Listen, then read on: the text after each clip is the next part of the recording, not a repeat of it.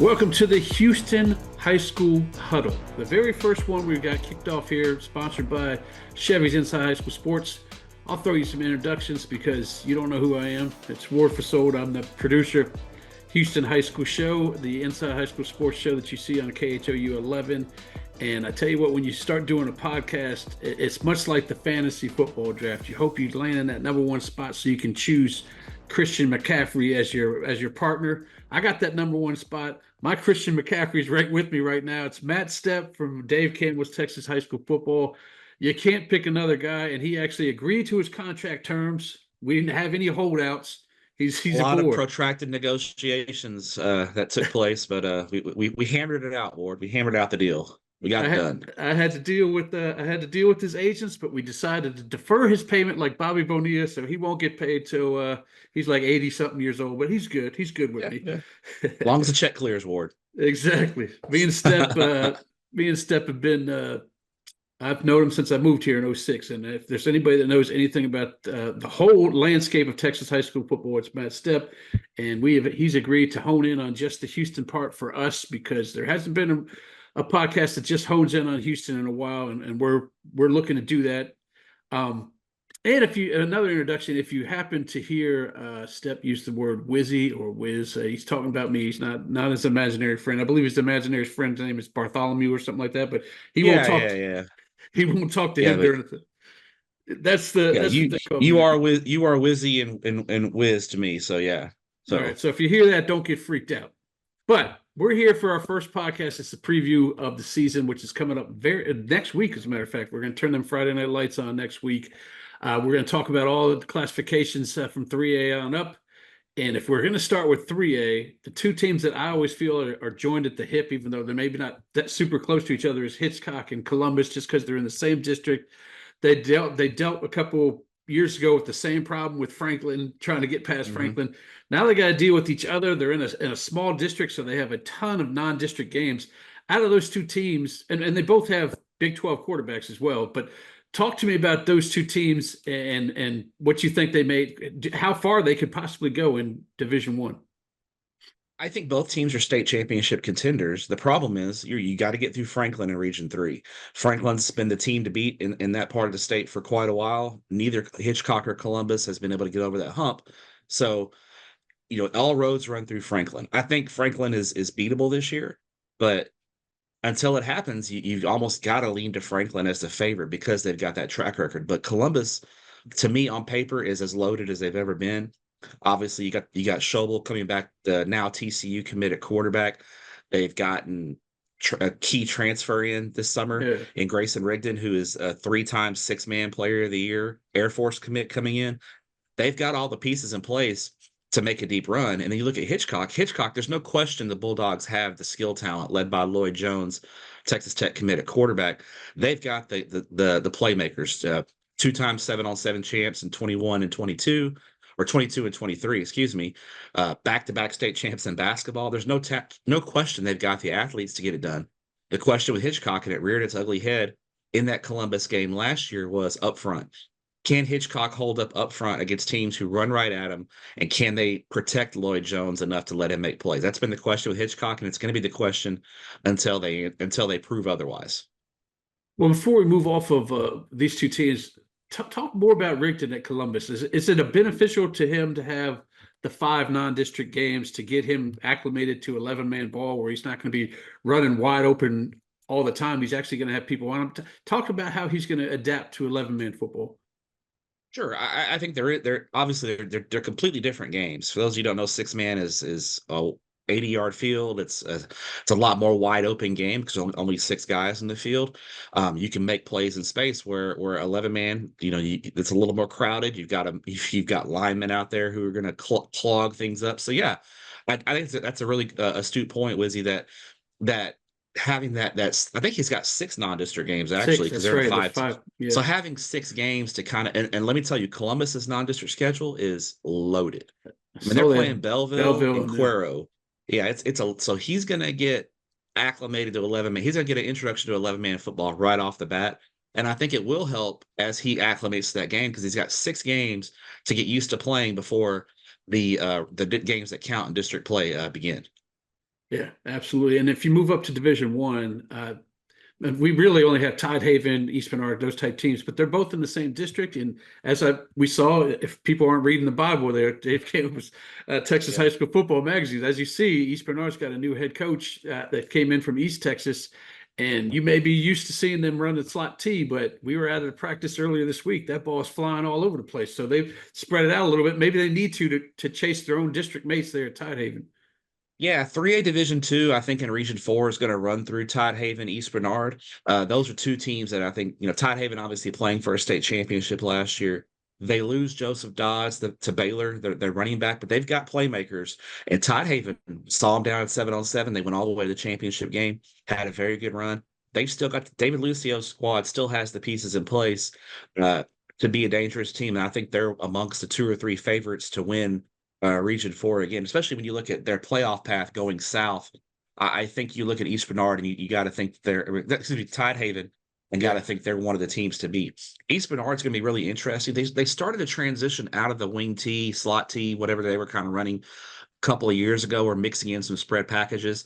Now they're kind of all in under Jeremy Jenkins. They're four wide. They're spreading it out, slinging it around. And Coach Jenkins, he took Harmony to the state semifinals a couple of years ago, lost to Poth in the semifinal game. And last year, I think they went 3 rounds deep. So he's got a track record. I think he's going to, I think there's going to be a transition there at East Bernard, but I don't think the learning curve is going to be quite as steep as some think, because East Bernard's been kind of tinkering with some spread stuff the past couple of years. And we saw them in College Station. It looked like they had a pretty good grasp of the offense, and at least when it comes to 7-on-7. So we'll see how it translates when the pads come on. But I think traditionally East Bernard, the Brahmas, have been a team to keep an eye on, and I think they'll be in the mix as well. Yeah, like I said, we did a story on them last week, and they're extremely excited to be, talk to the players to be able to, run more positions than just the running back and offensive lineman. They're all over the place. They're excited about the new offense. So that should be fun to watch. If you move up to 4A, you really got to pinpoint to Division II in Belleville, because they made it to that state title for the first time in God knows how many years. I forget what it was, 1960 something or other.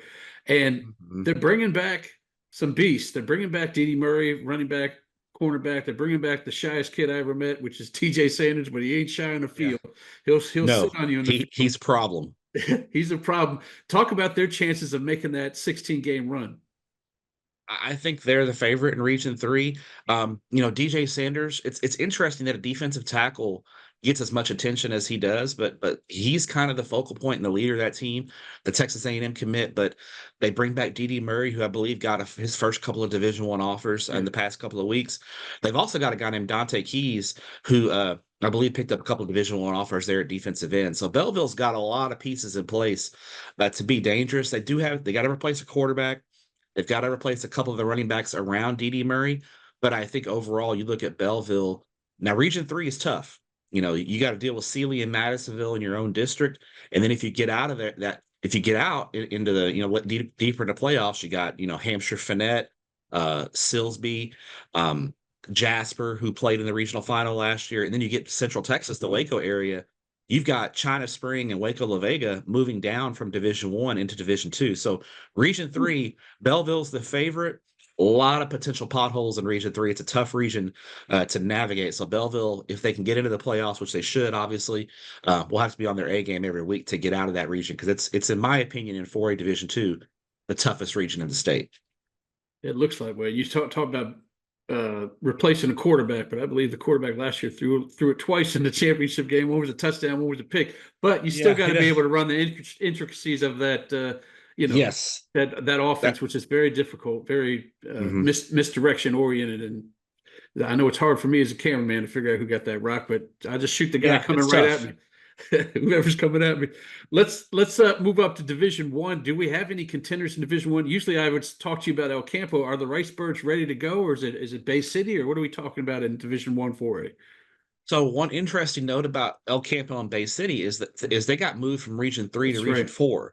Huge for their playoff path, because now, instead of having to go through those really tough teams in East Texas like Chapel Hill, Kilgore, Lindale, Longview, Pine Tree, they go south in Region 4. And I think personally, I could see Bay City and El Campo as two of the teams to beat in Region 4. I think there's a great chance. Bay City is actually my pick to win Region 4 this year. I think Robert Jones's team, a ton of 3-year starters, lots of experience back. They got to replace the big defensive tackle who I think went to USC, who graduated. But Bay City's got a lot of pieces in place, a 3-year starter at quarterback. They've got a veteran running back, veteran receivers, just talent all over the place. This is the year for Bay City, and then the realignment pushing them south, I think, really gives them a good opportunity. But El Campo, watch out for the Rice Birds. I talked to Travis Reeve in early June down when I was down in Needville at their 7-on-7 tournament, and Reeve felt really good about his team, and he felt like in year 2 of the system that the kids are ready to go. And El Campo's always got good-looking kids.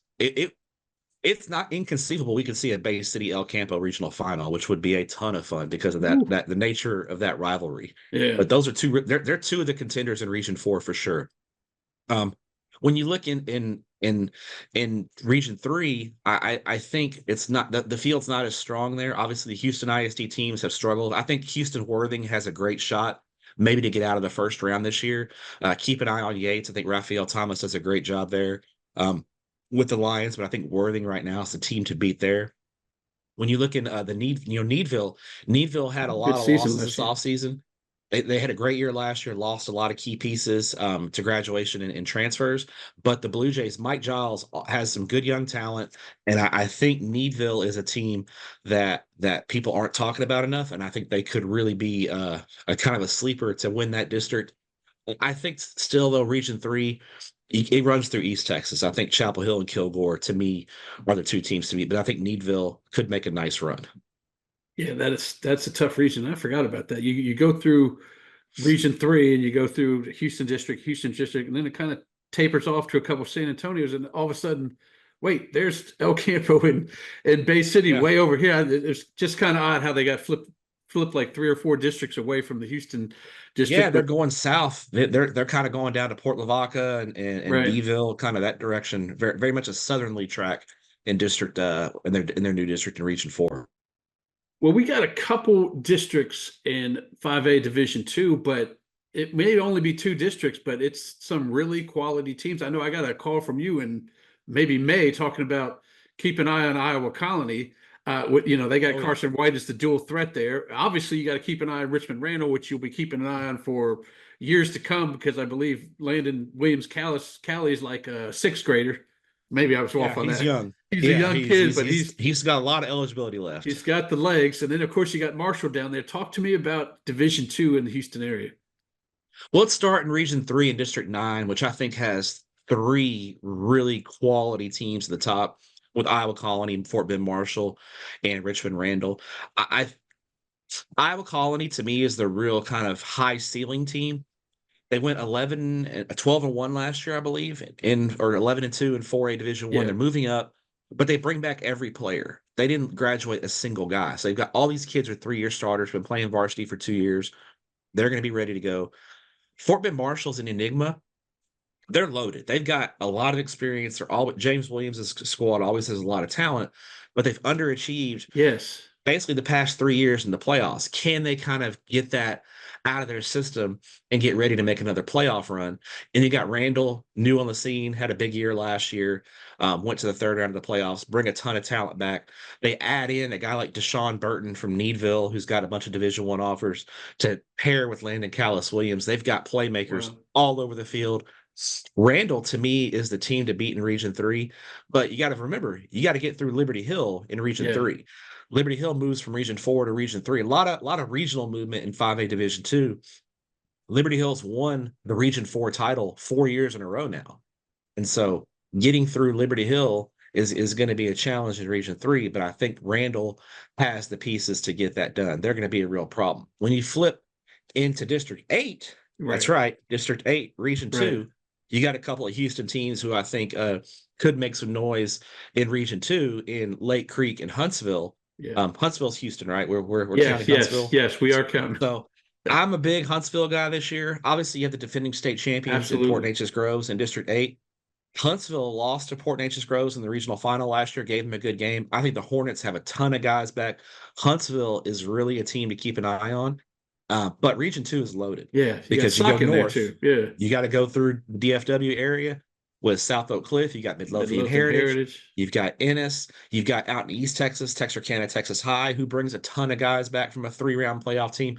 Region 2 is going to be a gauntlet, but I think Lake Creek and Huntsville are two that there's about 5 teams that I think have a real good shot to win Region 2, and Lake Creek and Huntsville are 2 of those teams. But Lake Creek the last 2 years has been unbelievable, and they've got Tyvon Byers Offense. back for one Yeah, more and year. a healthy Tyvon Bowers, hopefully. And I thought Lake Creek's defense, in 2022, they really struggled on the defensive side of them. They got into a lot of shootouts and kind of had to win a lot of games in a high scoring fashion. I think Lake Creek last year showed some signs their defense has come along. If they can continue that progress, they're going to be right there in the mix as well. They played PNG really tough in the third Yeah. round of the playoffs last year. Yes. So PNG, Lake Creek, and Huntsville are all evenly matched teams. But then, like I said, South Oak Cliffs looms as well. So it's a brutal Region 2 run. But Ward, I'm gonna tell you this. It is not out of the realm of possibility for Houston area fans that in 5A Division 2, it's not crazy to think that there could be an all Houston state championship game. Like I could see a Huntsville Richmond Randall state championship. I could see Lake Creek Randall, Lake Creek Fort Bend Marshall. Like those aren't crazy. Those aren't like wild predictions. Those are there's a plausible scenario those could happen. It'd be crazy. It would be crazy. And, we've talked about Tyvon Byers so much, but Eli Marcos was really, I don't want to call him unsung, but he's a quality quarterback. I almost started cursing here. Stepp, I can't do that excellent. stuff. Thank he's you excellent. He finding doesn't the adjectives I couldn't find. Thank you. Yeah, Byers gets a lot of the attention, but Marcos, I think, is really the engine that makes that thing go. Because if you take I think that they play off each other because you take Byers out of the mix, then a lot of people they can focus on Marcos. But because you have both of them and he gives them that passing threat, defenses have to play them a little more straight up. Right. And going back to Marshall, man, to me, you brought up a good point how they, 2 out of the last 3 years they're bounced in the first round. 3 years ago was that. I mean, I'm going to say it was an embarrassing loss to Barbers Hill on their own home field where they got beat pretty good. Are do they need to regroup and just stop living off their name? Because I remember last year it was Marshall against Randall in the first round, and I was like, if you've seen Randall play, I would call Randall the favorite, but everybody's living off of Marshall's name and the fact that they're the best track team around down there, and they got athletes everywhere, but they haven't come together in the postseason. How can James Williams turn that around and maybe not have them not live off that Fort Bend Marshall name? I think James Williams obviously is a great coach, and he's a guy who really has a structure and a discipline in the program. I think for Marshall, it's really about just kind of getting back to basics and just not reading their own press, not listening to guys like me and you talk about them as much. I think it's more about just getting back to basics and just saying, hey, we have something to prove. When Marshall's at their best, they have a chip on their shoulder, like when they feel like they have something to prove. And maybe there was a little bit of, I don't want to say apathy, but kind of resting on their laurels a little bit. And maybe they need to get that chip back on their shoulder and get going. But also, you have to remember, Richmond Randall was really good last year. It wasn't like Marshall lost to a team that was, some kind of scrub team. They lost to a really good team at Richmond Randall. The loss a couple of years ago in the first round of the playoffs has probably stung a little bit more. I think last year's loss, they just kind of got caught playing a team in Richmond Randall who was kind of on the upward trajectory and kind of got caught there. But I think just getting back to basics and kind of playing with that chip on their shoulder will be good for Fort Bend Marshall because the talent's there. The talent's there, the coaching's there, all the pieces are in place. They just got to put it together. I got you. All right, let's move up to Division One. To me, I don't see a team that could make it to the state final, but you tell me I'm wrong. But the team I do like in 5A Division One is LaPorte, just because of that two-headed monster. I tried to call them Thunder and Lightning, but the coaches they're built the same way, so it's Thunder and Thunder or Lightning and Lightning, whatever you want to say. But Ricky Standoff and Tyrese Barnes, just stocky running backs, 1,000-yard rushers. They won't get to play in their home stadium for a while because I believe that thing's they had to push back the construction on that a little bit. But that's a good squad. And tell me who else I should look out for in 5A Division One. Let's talk about LaPorte just a little bit. Kevin Bernethi's done a great job turning that program around. That they live and die by that wing T offense, and I think another year in the system will help. They're a year older. They won the district last year, but had a really tough first round matchup against Lancaster. that they weren't able to win, but they gave Lancaster a good game. I think that experience is going to help them. I think they're the team to beat. That they're going to be, I think, better this year. You're right about not playing at home does hurt. I can't wait to see LaPorte Stadium when it's actually Yeah, it finished. looks The great. drawings look incredible. Well, he Look had at a it, yeah. rendering up behind me and behind him when he was doing the interview. And I was like, man, is that your stadium? I said, well, that's what it should look like. It's not Yeah, ready yeah. yet. I think there's an outside chance they maybe can play the last game of the season in there. It's kind of touch and go on that, but they'll definitely be in it in 2025. So I'll have to catch a game there for sure. I think Angleton's going to be solid. Jason Britton does a really good job there at Angleton. I think they're going to be a team to keep an eye on. I think it's funny to say this, but I think maybe one of the biggest winners in UIL realignment is Spring Woods. Not saying Spring Woods is going to go win a state championship, Yeah. but getting in that district, they've got a legit shot to win the district, play and get into the playoffs. I think it's great for them to have a chance. District 9 is going to be tough. I think Barbers Hill is going to be in the mix. Galveston Ball moving out of the Houston ISD district into this district. I think Galveston Ball may not win the district, but I think it's going to help them be more playoff tested if they can survive the gauntlet that is district. Because District 9's got some good teams. You got Lufkin coming in from East Texas. You've got Port Arthur Memorial, some really good teams. And if Galveston Ball can get in, I think they're going to be more playoff ready than they have been the last couple of years. And they should be able to get a first round win, which they fell up short. I know they lost to Magnolia a couple of years ago by 10. They'll be playing their old district in Houston. They should be favored if they can get in. I think so. Yeah, you brought up 10-5A Division I, where some teams can make the postseason. That kind of reminds me, and we'll talk about this later, of 26A, because 26A is the kind of hodgepodge district up there where maybe some teams that don't normally make it can make it. But that's for another time. A little bit more on 11-6A or 11-5A Division I. Talk to me about Crosby. You haven't mentioned them that much. Are they on a back? Are we going on an upward swing here? Because they've had a couple down years here. Yeah, last year, hiring Joe Willis late, and I know we're all familiar with Joe Willis from his time at Cedar Park and Colleyville Heritage. He just got there late last year, had a lot of coaching turnover, wasn't able to really it's just hard when you get hired in. I think he got hired in early June last year, just not having a full. I think Crosby will be a lot better this year, having a full offseason, having some stability on his coaching staff. He had a lot of. I went to watch Crosby last year against LaPorte. And one of the things that Coach Willis told me was not only was a lot of the kids were new, they were very young, they were new to the system. He had a lot of first-year coaches on his staff. He had a lot of very young coaches. He told me they were having to coach a lot of the coaches to get them ready because they had so many first-year guys. So I think having an extra year to kind of build that staff up, get those guys ready, along with an off season in the system, I think will do Crosby some good. I don't know. I think they're they'll be much better this year. I think playoffs. I think if they can get into fourth, it would be a really successful year for them. I think they'll be better. I just don't know. Obviously in District 11, you've got LaPorte and Angleton, who I think are kind of the two teams to beat. Friendswood and Kingwood Park are always solid as well. And then I think New Katy Porter will be in the mix, and I think even Fort Bend Kempner should be improved. So it'll be a tall ask to see them get into the postseason, but I do think we'll see improvement from the Cougars this year. No, that's what their fan base is looking for. Grads will go up on that.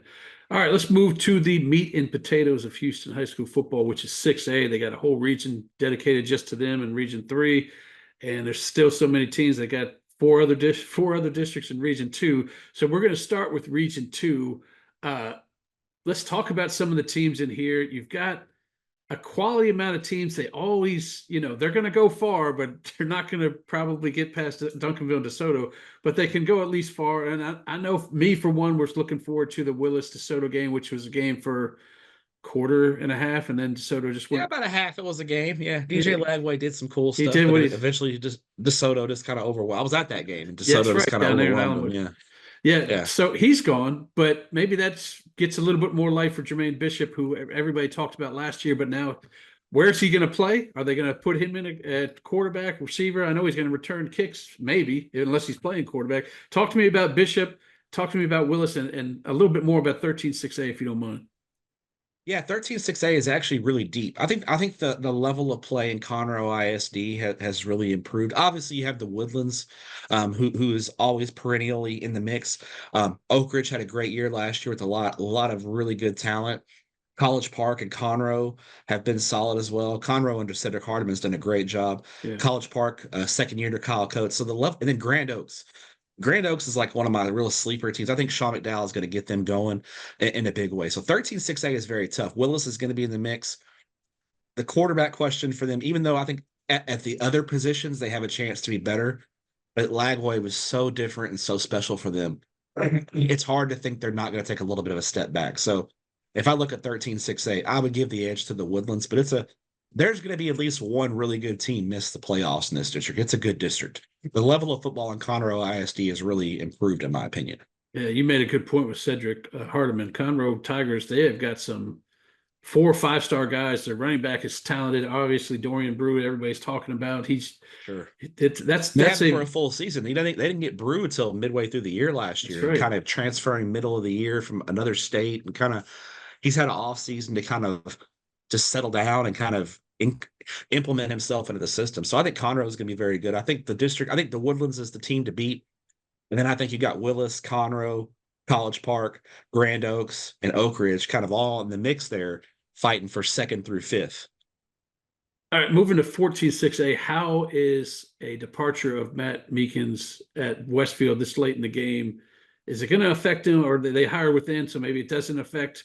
Talk to me about them, and do they hold down the district title? And will it be this year where they play Duncanville hard, or will it be the year where they give up after the first quarter, which they did? Yeah, it's kind of roller coaster with them. Never know what's Yeah, I don't think losing Meekins this late because they kept it in house. I think the question is going to be, is Coach Black going to be the head coach in 2025? Yeah. I think he's the interim coach this year, so it'll be very interesting to see what direction Spring ISD goes after the season. But I think the ship will continue to stay on course this year. They're still the team to beat there in District 14. I think the Aldine schools have improved. I think Nimitz is probably the best of the bunch there in Aldine ISD. I do think Eisenhower and MacArthur are going to, I'm interested in MacArthur with Blake Ware coming over from Dayton, leading his alma mater to try to get that thing turned around. But I think Eisenhower and Davis probably are going to be improved, and then MacArthur's going to be kind of a team to watch. Then in Spring ISD, I think Decaney is the team right behind Westfield. As the number 2 pick. And then I think after that, 3 through about 6, it's kind of evenly matched. Spring and then the 3 Alding schools could all kind of go at it for those last couple of spots. But I think Eisenhower and Davis are both going to be much improved under head coaches in their second year. That's awesome. They'd love to see that in Aldine ISD. They're tired of And Aldine gets their stadium back. Aldine has been playing the last 2 years in spring at George Stadium in spring, and so now Thorne Stadium is reopening this year. So I'm excited to see. I've heard it's going to be beautiful, the new stadium there in Aldine. Well, it's rebuilt. They basically rebuilt Thorne Stadium on the same site. So really interested to see how the new stadium looks. And all for Aldine, getting to play at home and not in spring will be huge for them as well. Awesome. Well, 15-6A is the first team that is the first district so far that got touched up by realignment in a big way with the Magnolia schools moving up there. Those guys were perennial playoff teams down in 5A, moving up to a powerful Klein district where Collins is going to be good, Kane's going to be good. The Tomball schools, I always sleep on Tomball when they get to the playoffs, and then I got to wake up real quick because all of a sudden you better wake up on Tomball. I got to wake up because they're 3-4 rounds deep. Talk to me about this district, man. I would love to hear what 4 teams you think are going to make it out of there. Really good district. I think you're right. Collins to me is the cream of the crop. I think they've got a lot back. They were the best team in the district last year. Should be in the mix. I think Kane is your number 2 pick. James Clancy's done a really good job there. I think Kane is really a solid pick there for the number 2 spot. Then after that, it gets tough. It's a very good district. I think you've got both Tomball schools. Tomball Memorial is a new head coach. Joe Del Carey comes over from Brazoswood over to Tomball Memorial, and then Joe Del Carey has experience. I know we got to know him in the Metroplex when he was there at Crandall for a long time, leading that program. Tomball Memorial had a great year last year. I think they were 10-2, if memory serves correctly. So they're going to be in the mix. You could never sleep on Tomball.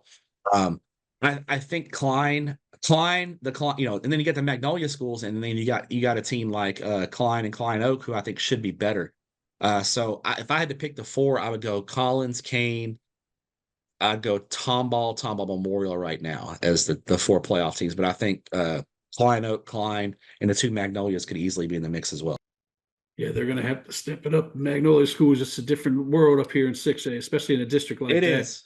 Would have It been nice is. And if they're, they they're got probably going into to have to 14 update somehow. their stadiums a little bit too. Their stadiums are probably Yeah, that is needing true. some I need know some from my own upgrades. experience, they need to upgrade their Wi-Fi for sure. Yeah, I'll for put a sure. call in Yeah. for that.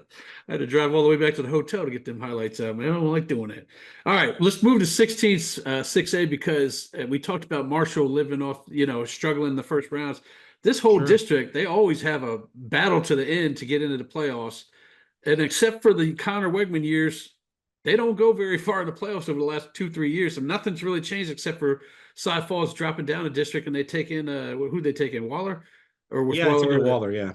What do you say? You I mean, know, obviously Bridgeland's got those bosses on the line, but talk to me about what else you see in this district and can they get out of the first round of the playoffs?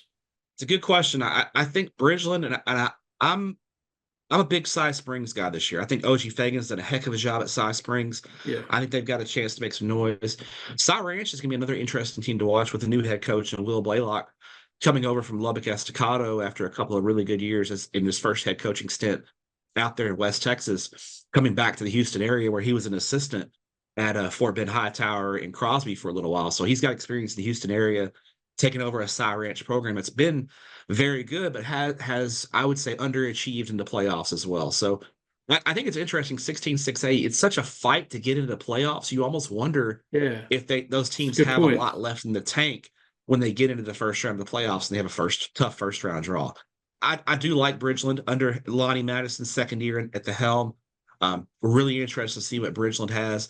I'm going to see Bridgeland in week 3. They have a Saturday night game week 3 against Ridge Point. Really fired up. That's a Oh great yeah, that measuring is stick great, man. to kind of see where Bridgeland stands as they head into district play. So it's always going to be a tough district, but I think Bridgeland and Cy Springs, in my opinion, are the two teams to beat, with Cy Ranch kind of nipping at their heels. And I think that 4th spot's pretty wide open. I would give the edge to Cy Woods for that 4th playoff spot. Cody Semper's done a really good job there with the Wildcats coming over from Corpus Christi a couple of years ago. Yeah, those Richardson brothers at Cy Springs are a dangerous, fast pair of guys. And yeah, that's a Maybe good Cy Springs has got to answer that quarterback question. They just got to figure out who's going to. They lost who their can get it. quarterback. He graduated. They got to figure that out. But they can get that figured out. They're going to be fine. Yeah, and that's a good description for them. A good adjective to use is underachieved because they don't have to win every playoff game in the first round, but I'd like to see them win one or two. Sure. All right, well, we're going to move to Region 3. Everybody in this region is Houston teams. Cy-Fair ran through Region 17 6A last year. Is that going to be a deal this year? I know they got that beast on the line with Landon Rink, but they also lost a lot in graduation. Trey Owens is up the road in Austin. Can Stratford and Cy Falls give them some run? Absolutely. I think 17-6A. I think you got to give the nod to Cy-Fair based off tradition and respect alone, just because even when Cy-Fair graduates heavy, they tend to reload and find a way in. Stratford is going to have one of their better teams. I think this might be their best team under Todd Rankin. He's had some good teams at Stratford the past 3-4 years. They're going to be as good as they've been. I think Falls moving over to from 16 to 17. That Cy-Fair, Cy-Falls, right? That's an old Cy-Fair rivalry. Getting that rekindled. I'm going to see that they play on a Saturday late in the year. I plan on being at that game. That could be for the district championship. So I think those are your 3 top teams in the district. And I think you probably got to go with the Houston Memorial as the 4 spot. Gary Koch has been there forever. They don't ever on paper look like they're going to be great, yet every year Memorial always fields a competitive team. I think I'd give them the edge for the 4 spot over Cy Creek under new head coach Devion McKinney, who's probably going to need a year or 2 to kind of get things turned around at Cy Creek. The talent pool has been a little bit depleted there, and then Jersey Village is kind of lurking as well. Always talented, but David Snookhouse retired as well. This is the district of retirements. Greg McKeag and David That's right. Snookhouse both retiring after 20 plus years in Cy-Fair ISD. So a lot of change this year in the district. Well, when we go to 18 6A, that's the Houston district. You bring wisdom up into this joint, but Man, the show starts and stops with Lamar. They're going to play another a tough non-district. I know they start off with the Tascasita, I believe, on the opening night. So they're going to get themselves battle tested because they're not going to get too terribly tested by Houston Math Science and Technology. I don't think they're going to give them a run, Sam Houston. Yeah. But talk to me about this district and maybe the other three teams that could make it, because Houston, this district is one of the few districts that I can actually talk about in basketball because all the players haven't transferred out to academy. They still got Sheldon Henderson, who's probably, if you guys, I will talk about it in a basketball podcast. If you don't see him this year, you're missing out because that kid's nasty and he's sticking around at Bel Air. But talk to me about this district. Who could be the other? I think Heights is probably in there, but maybe some of the other two teams. Yeah, obviously Lamar is head and shoulders the cream of the crop in 18-6A, but I think Heights and Bel Air kind of fighting it out for 2-3, give the edge to Heights there. Stephen Dixon, a guy I respect greatly, the job that he's done, turning Heights not only into a playoff team, but typically Heights is a team that can at least get out of the first round of the playoffs as well. They've gotten into the area round a couple of times. So I think the real interesting battles for that 4 spot, I give the edge to West Side.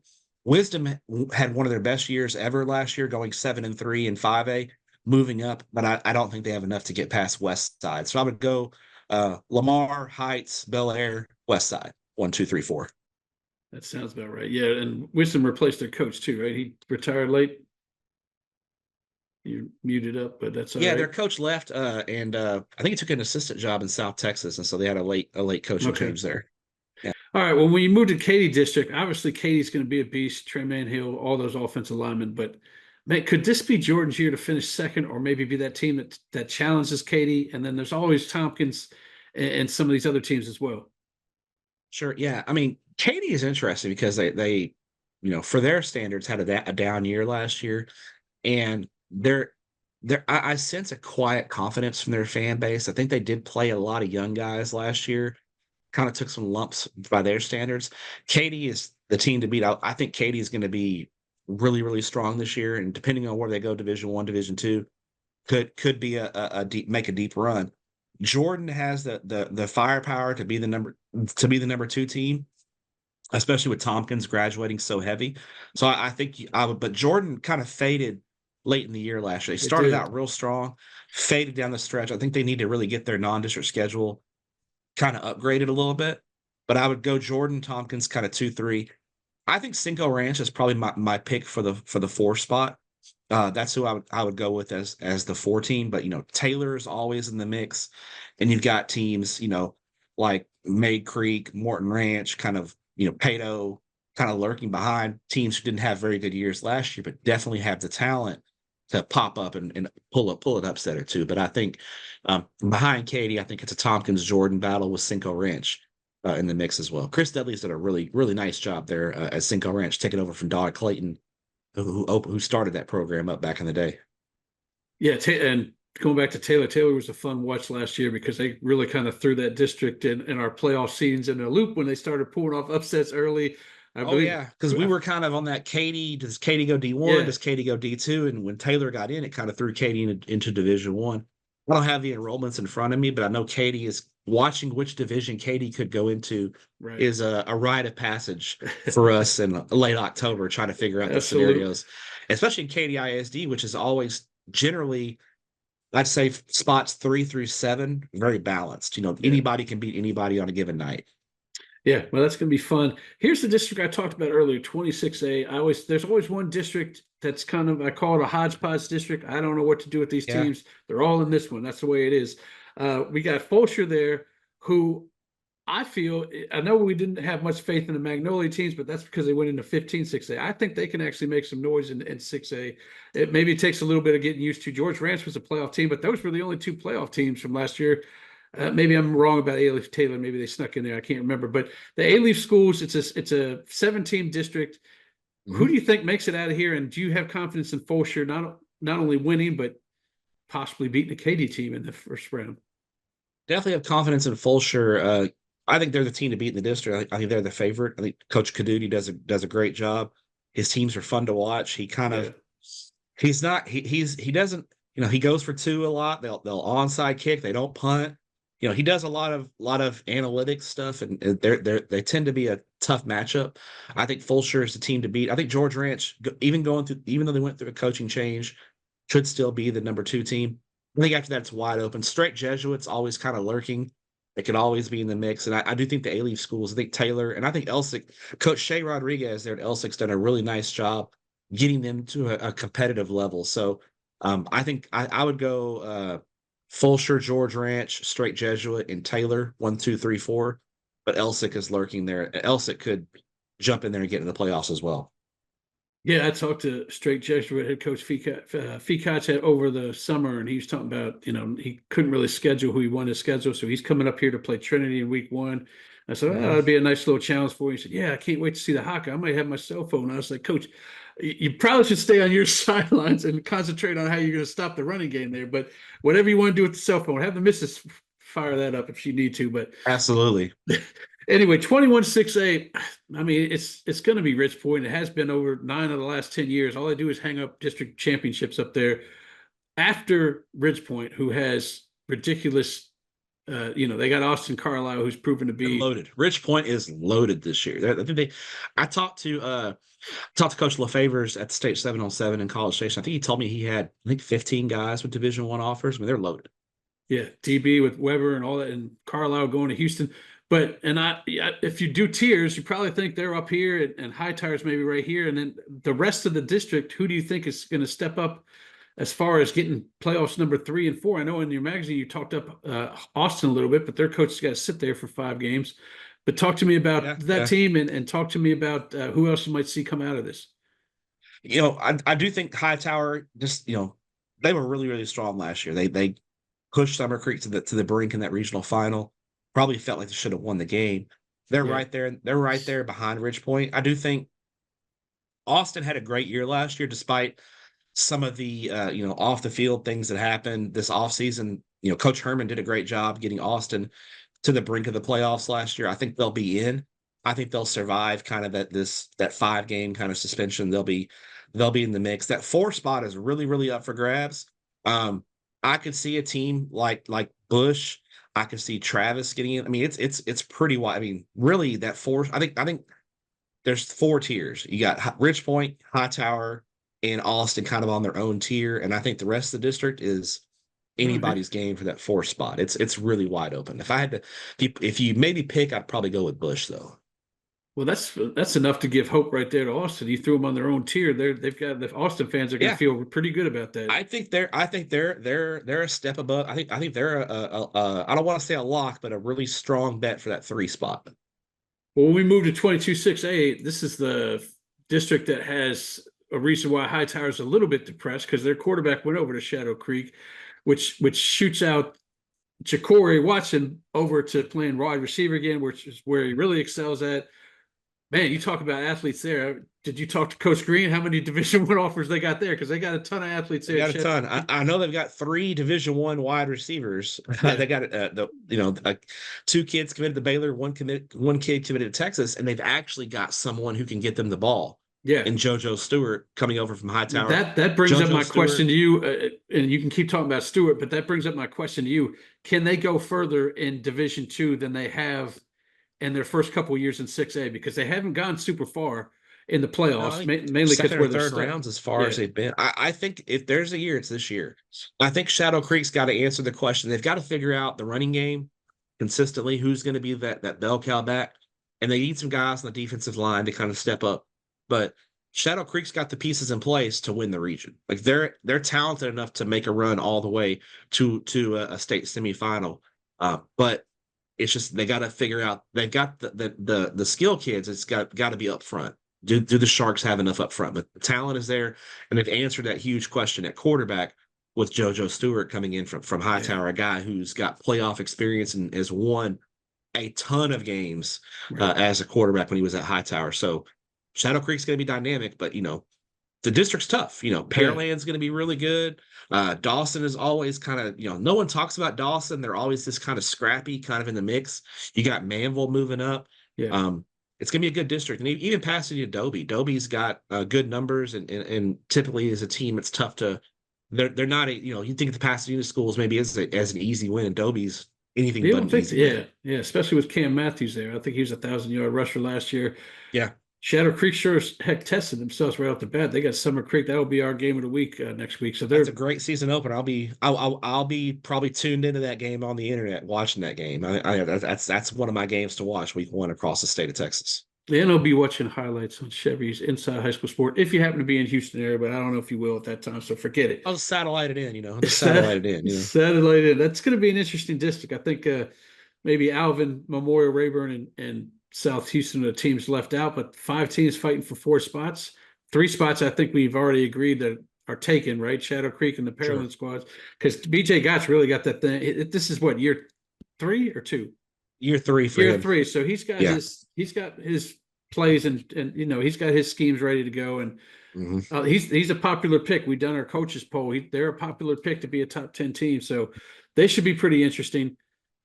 Moving to 23 6A used to be the 21 6A. We all know who's in this district. We all know where they go. They go 4 rounds deep, 3-4 rounds deep, and that's you just have to deal with it because they're over talented. Goose Creek Memorials gets to go back up to 6A, and their reward is to get tough draw for them. Yeah, tough scene for those guys. Get That's beaten tough. down week in and week out. But talk to me about Atascocita, North Shore, Summer Creek, and CE King. Great football teams. I think North Shore last year, they were a little bit young. First year head coach Willie Gaston, that they've got a lot of experience back. They've got some new faces this year. They're going to be the team to beat in Houston. They've been the team of record in Houston over the past 5 years. They're going to be the best team, in my opinion, in Houston again. Atascocita's been nipping at their heels. They're going to be right there in the mix, but until they get over that hump, you've got to give the edge to North Shore. And then Summer Creek last year made that really great run. Lost some key pieces. Yeah. Lloyd Avant graduating. The linebacker went to LSU's gone. Yeah. They still have Blake Thomas, who I really think grew up as a quarterback as the year went along, but they've got some holes to fill there. So I would go right now. North Shore, Atascocita, Summer Creek, 1, 2, 3. CE King's my pick for the 4 spot, but keep an eye on Humble and Kingwood. I think Humble and Kingwood are both going to be much improved and have a chance to do some damage as well. So don't be shocked if someone sneaks up on CE King this year. I think Humble and Kingwood are both going to be solid teams. There's a hot take. I better put my playoff predictions in pencil. It sounds like might have to erase something down the stretch. I'm interested in how North Shore uses their new weapon there. Quanell Farrakhan coming in from the Woodlands. Boy, I tell you what, I don't even know what to say, man. It's rich get richer. Caleb Bailey has been dominant since he's a freshman, but I was just skimming through his offers. He's not really getting the crazy D1 offers that Demetrius got and all that. I think the injury, the knee is a concern for Bailey. Because even last year, Bailey played last year, but he wasn't. You could tell if you look at Bailey's sophomore tape before he got hurt, and then look at his tape last year, the difference, he didn't seem 100% right. I've been told that he got some things cleaned up in his knee this off season, and I've been told he's 100% good to go, and we're going to see a different Caleb Bailey this year. We'll get a chance to see it right off the bat. North Shore opens the season up with South Oak Cliff in Galena Park, so it's going to be a chance to see what he can do, and I think we'll see Caleb Bailey unleashed a little bit more this year. Take off running a little bit more than he did. A little bit more of the running game, yeah. They've got Hardiman. They got to keep Dion DeBlanc healthy as well, but DeBlanc was not healthy all last year. They got to get him healthy. They can get him and Farrakhan out wide. North Shore have a dynamic 1-2 punch. Yeah, and we're not even mentioning their defense with Charles Ross and Devin Sanchez, and I feel like Devin Sanchez has been there about as long as Caleb Bailey's been there. Yeah. They're all over the place. So that's going to be a nice 16-game season for them probably again. Moving to 24 6A, when realignment came down, Deer Park was like, yes, I'm out of 22. I don't have to face North Shore again. Now they're in 24. They got to face North Shore again if they make the postseason. Talk about them in 24 6A. To me, it's Dickinson, Deer Park, Falls, and Springs. But, I was wrong last year because Clear Creek snuck in there. Not only did they make it, they pulled off a nice upset in the first round of postseason. So talk about this district for me. Yeah, I think Dickinson, to me, the team to beat. John Snelson's done a great job there. He's kind of had Dickinson kind of right there on the brink of being a real regional contender, but they just have a tough playoff path. I expect Dickinson to be very good. I think Springs and Falls are right there. And Deer Park, actually gave North Shore a pretty good run Yeah, in that they first did. round of the playoffs last year. So I think those are your 4 playoff teams with Creek kind of on the outside looking in. But I think Dickinson, to me, the Gators are the team to beat. I think I'm a big believer in John Snelson and what he's done. And I think Dickinson, the talent they have year in and year out, gives them the nod. All right, but before I let you go, Stepp, let's go ahead and talk about some contenders and some pretenders in this deal. Who do you think contends to go 15, 16 rounds besides? Actually, you know what? You've already said that. Let's talk about your kind of dark horses. We know you think we both think 23-6A is going to go deep. Give me a dark horse that you think has a chance to at least go 2 or 3 rounds in any of these districts, in any of these regions. I think when I went back and looked at my playoff projections, I do think Bridgeland has a chance to get deep in the playoffs. I don't think they're going to win Region 2. Obviously, all roads go through Duncanville, but I could see Bridgeland playing Thanksgiving weekend, especially with what they have in the trenches. Yeah. They've got 2 quarterbacks who also, so they got the depth there at quarterback, second year in the system, and because of the play up front, I think Bridgeland's got a chance to not surprise people, because I think we all think Bridgeland's going to be good, but I think they could be a team that they're playing on Thanksgiving weekend this year. So I like Bridgeland a lot. If you go into Region 3, I wouldn't call Shadow Creek that because of how talented they are, but I think this could be the year Shadow Creek breaks through and makes a deep playoff run. No, I was going to say that's fine to say because they haven't gone very deep since they won that state title in 5A. Yeah. I think Rich Point, this is the year they could probably get past the Tascasita if they get lined up with them. And then after that, I don't know what, but I think they have a chance of going deeper than they probably have in the past just because they stumble into Tompkins first and eventually they have always a tough, Region 3 and 6A Division 1 is always a gauntlet. Yeah, you got to battle somebody. All right, Stepp, I appreciate you joining us, man. I tell you what, this is going to happen every week until up to the state final weekend. You're going to hear his insight on the games coming up. Next week is where the season starts, so we'll definitely be talking about some of these games. We already mentioned a little bit. We'll be talking about KD Dickinson. We'll be talking about Shadow Creek, Summer Creek. Hear what he has to say. If you want to pick his mind, listen to what he has to say, man. Listen to it as you're driving home from work. If you work at home, just play it and have your wife go crazy. Say, what's going on? Why is football on here for 45 minutes? Just be quiet and get ready for this football season coming because the lights are coming on. I appreciate you joining me, Stepp, and we'll talk again next week. Thanks, Wizzy.